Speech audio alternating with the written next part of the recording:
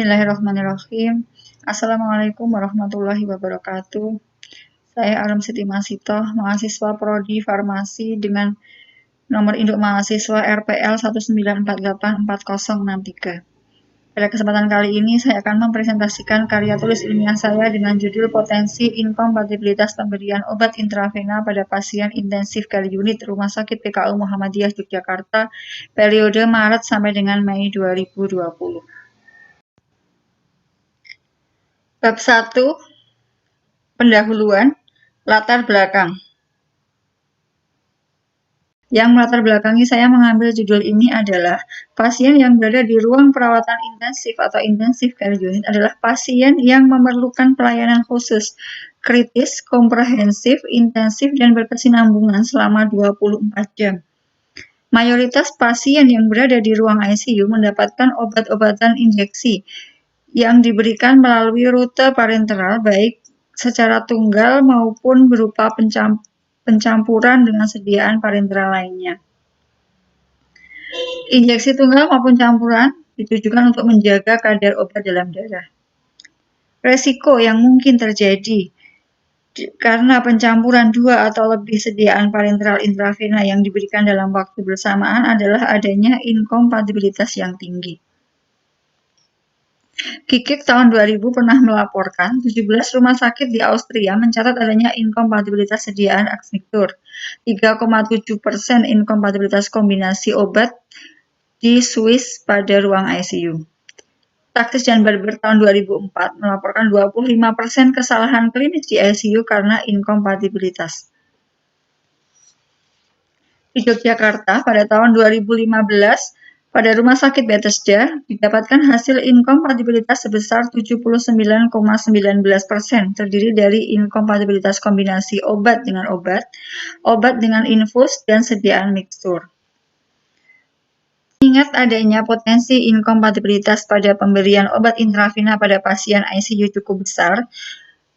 Hal ini perlu menjadi perhatian khususnya bagi farmasis yang ada di rumah sakit karena terkait dengan keselamatan dan juga kesembuhan pasien itu sendiri. Untuk itulah perlu diteliti adanya potensi inkompatibilitas sediaan intravena pada pasien ICU di Rumah Sakit PKU Muhammadiyah Yogyakarta. Mengingat Rumah Sakit PKU Muhammadiyah Yogyakarta merupakan salah satu rumah sakit swasta besar yang menjadi rujukan bagi masyarakat di daerah Yogyakarta dan Jawa Tengah. Rumusan masalah. Yang pertama, berapa persentase penggunaan sediaan parenteral intravena pada pasien ICU Rumah Sakit PKU Muhammadiyah Yogyakarta? Yang kedua, berapa persentase potensi inkompatibilitas yang terjadi pada penggunaan sediaan intravena pada pasien ICU Rumah Sakit PKU Muhammadiyah Yogyakarta? Tujuan penelitian. Yang pertama, untuk mengetahui persentase penggunaan sediaan parenteral intravena pada pasien ICU Rumah Sakit PKU Muhammadiyah Yogyakarta. Yang kedua, untuk mengetahui persentase potensi inkompatibilitas yang terjadi pada penggunaan sediaan intravena pada pasien ICU Rumah Sakit PKU Muhammadiyah Yogyakarta. Manfaat penelitian. Hasil penelitian diharapkan memberikan manfaat sebagai berikut. Pertama, sebagai salah satu sumber informasi tentang kejadian inkompatibilitas sediaan intravena pada pasien ICU Rumah Sakit PKU Muhammadiyah Yogyakarta. Yang kedua, sebagai rekomendasi bagi rumah sakit untuk mengurangi dampak risiko terjadinya inkompatibilitas sediaan parenteral intravena baik bagi pasien maupun untuk rumah sakit PKU Muhammadiyah Yogyakarta. Yang ketiga, sebagai masukan bagi farmasis dan tenaga kesehatan lain dalam pelayanan kefarmasian di rumah sakit. Keaslian penelitian, saya mengambil dari 4 peneliti sebelumnya. Laksmi Maharani pada tahun 2010, penelitian dilakukan di Bangsal Bedah Rumah Sakit Umum Daerah Profesor Dr. Margono Soekardjo Purwokerto. Yang kedua dari Mira Ayunda Putri. Penelitian dilakukan di Rumah Sakit Bethesda tahun 2016. Rindita, penelitian dilakukan di Rumah Sakit UGM tahun 2018. Dan Hakoiroh, Jurnal Farmasi tahun 2018. Penelitian dilakukan di Rumah Sakit Umum Pusat Dr. Sarjito dan Rumah Sakit Akademik UGM Yogyakarta. Yang pertama, pasien ICU mendapatkan terapi pengobatan dibedakan menjadi dua, pemberian obat non-intravena dan pemberian obat intravena. Dari pemberian obat intravena, kita pisahkan menjadi tiga, pencampuran antara dua injeksi intravena atau lebih, pencampuran injeksi intravena dengan pengencernya, larutan infus, dan reaksi antara injeksi intravena dengan material tubing atau IV container, misalnya PVC. Dari tiga hal tersebut, kita lihat potensi inkompatibilitasnya, fisika, kimia, atau terapeutik.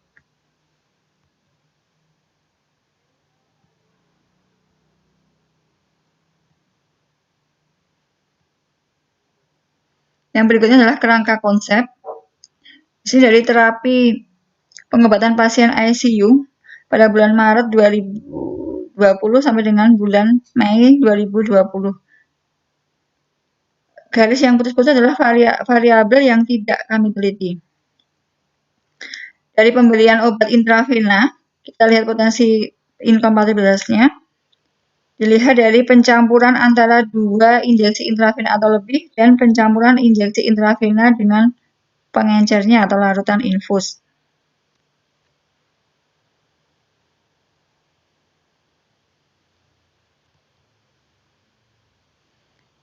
Keterangan empiris, inkompatibilitas merupakan kejadian yang tidak diharapkan, terutama bagi pasien ICU yang memerlukan perawatan intensif.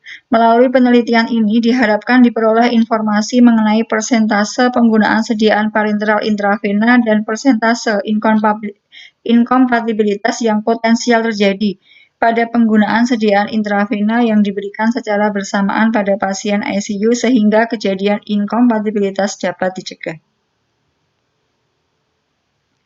Bab ketiga, metode penelitian. Yang pertama, tentang jenis dan rancangan penelitian.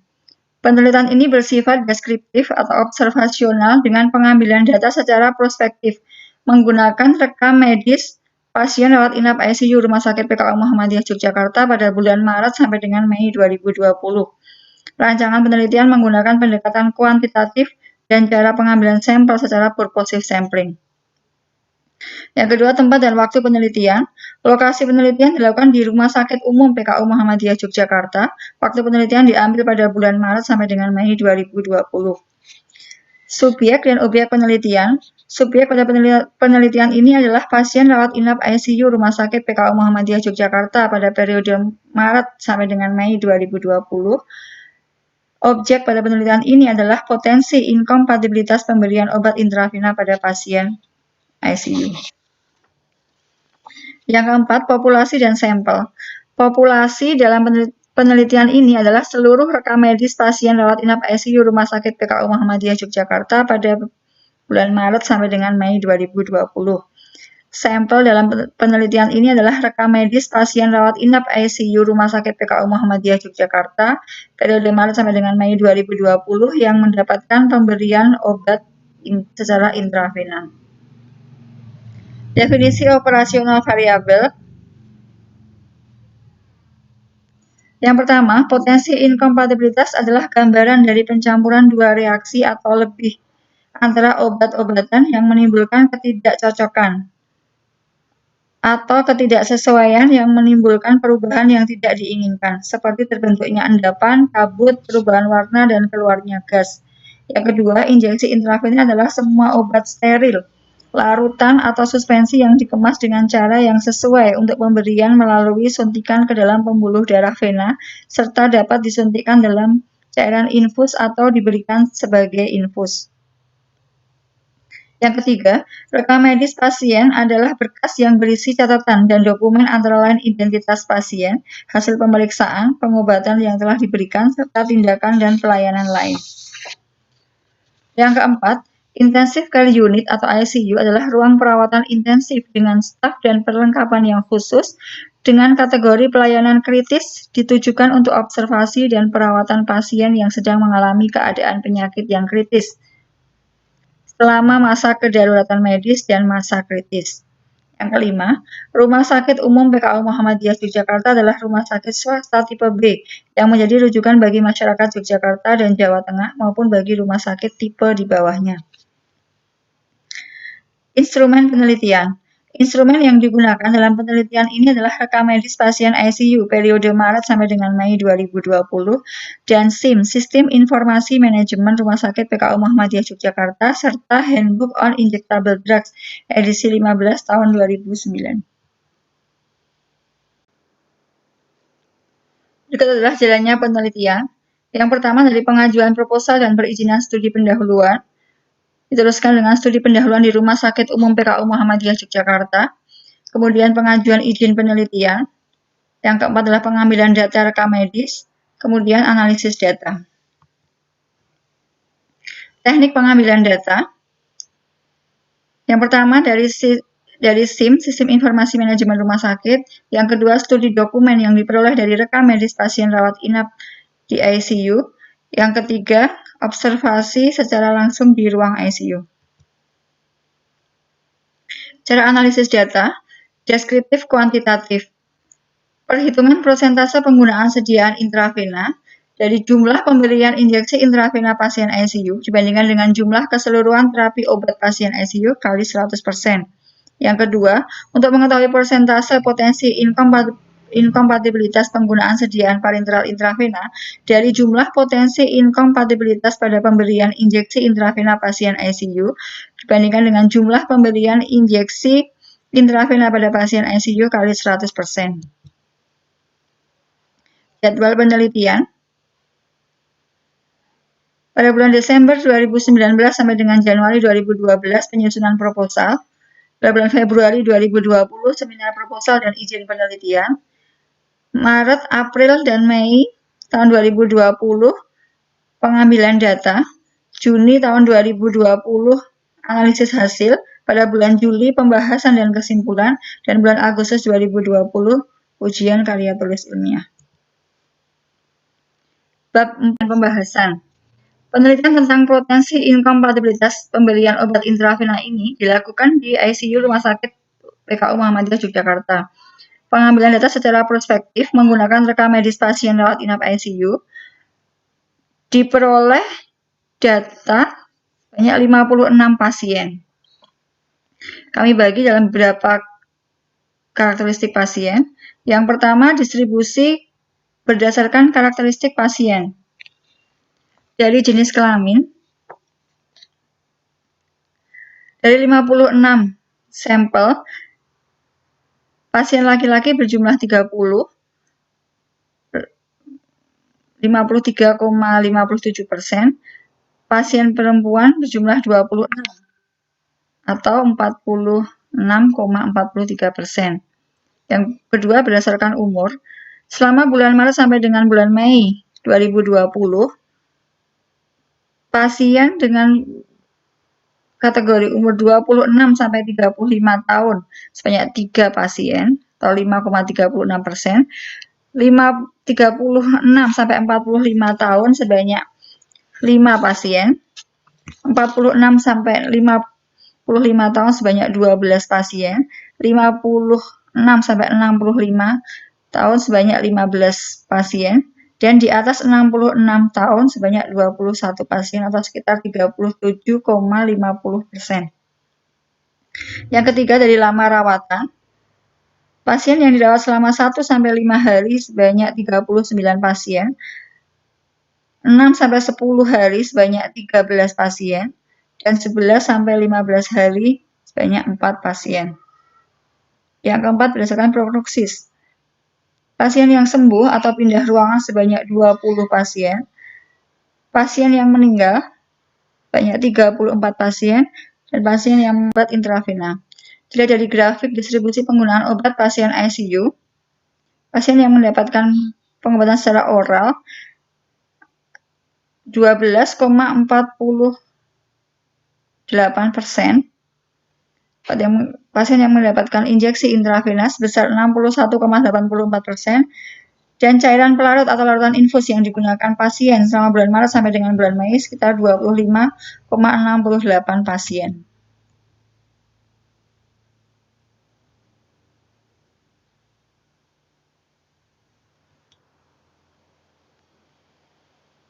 Berikut adalah potensi inkompatibilitas obat intravena dalam waktu pemberian sama.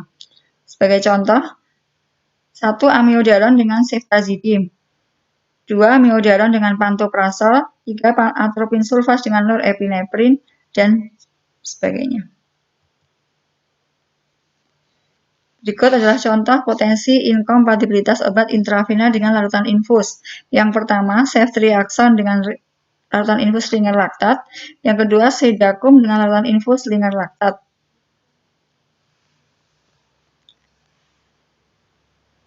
Potensi inkompatibilitas obat intravena dalam cairan pelarut atau mixtur.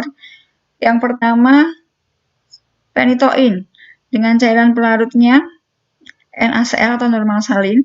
Yang kedua, Valisan B injeksi dengan cairan pelarutnya normal salin atau natrium klorida. Persentase potensi inkompatibilitas obat intravena terhadap keseluruhan pemberian obat intravena pasien ICU Rumah Sakit PKU Muhammadiyah Yogyakarta pada bulan Maret sampai dengan Mei 2020. Dapatkan hasil sebagai berikut. Total potensi inkompatibilitasnya adalah 29,50% yang terbagi atas 20,10% potensi inkompatibilitas obat dengan obat, 6,97% potensi inkompatibilitas obat dengan larutan infus, dan 2,43% obat dengan cairan pelarut atau mixtur.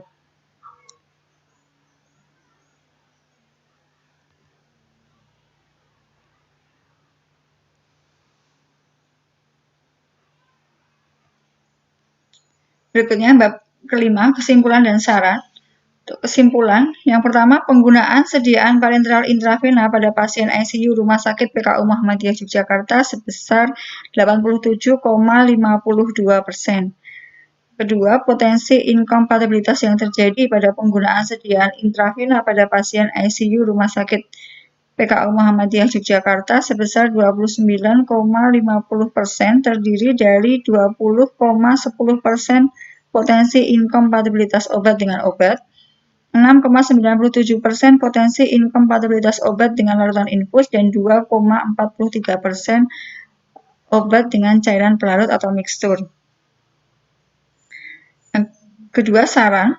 Untuk peneliti selanjutnya, perlu adanya penelitian lebih lanjut mengenai potensi inkompatibilitas sediaan intravena dilihat dari inkompatibilitas terapeutik, inkompatibilitas fisika kimia, maupun inkompatibilitas IV container. Kedua, untuk Rumah Sakit PKU Muhammadiyah Yogyakarta, perlu adanya peran farmasis yang lebih intensif untuk mengurangi dampak risiko terjadinya inkompatibilitas sediaan parenteral intravena baik bagi pasien maupun rumah sakit. Sekian dari saya, terima kasih. Wassalamualaikum warahmatullahi wabarakatuh.